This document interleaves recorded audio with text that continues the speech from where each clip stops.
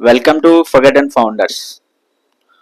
నిన్న మనం చూసాం కదా పార్ట్ 1లో వాల్చంద్ హీరాచంద్ ఆయన ఎర్లీ లైఫ్ గురించి ఆయన ఏమేమి బిజినెస్ స్టార్ట్ చేశారో తెలుసుకున్నాం.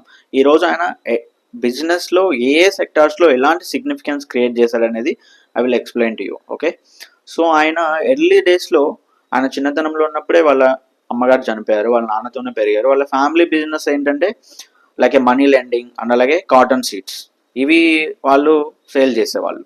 ఓకే, ఆయన ఫస్ట్ బిజినెస్ ఆయన వాళ్ళ ఊర్లో ఉన్నటువంటి లోకల్గా రైల్వే స్టేషన్ ఉంటే ఆ రైల్వే స్టేషన్ మాస్టర్స్తో ఆయన ఫ్రెండ్షిప్ చేసుకొని first business Pathak Walchand construction private limited, ఇది ఆయన స్టార్ట్ చేశారు. ఈయన ఈ ఫస్ట్ కన్స్ట్రక్షన్ కంపెనీ బిజినెస్ 1910లో స్టార్ట్ చేశాడు.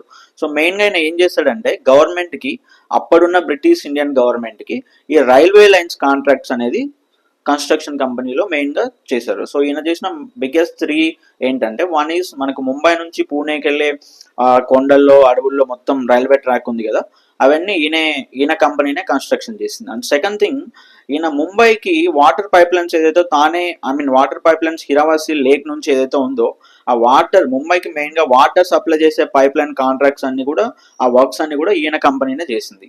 సో బట్ ఇంకోటి ఏంటంటే, ఈ విధి ఆడిన వింత నాటకంలో లైక్ వెస్ట్ 10 yearsలో ఆయన ఈ పతేక్ అనే ఆయన ఈ కన్స్ట్రక్షన్ కంపెనీలో పార్ట్నర్షిప్ క్లోజ్ చేసేసుకొని ఆయన అదర్ బిజినెస్కి వెళ్ళిపోయాడు.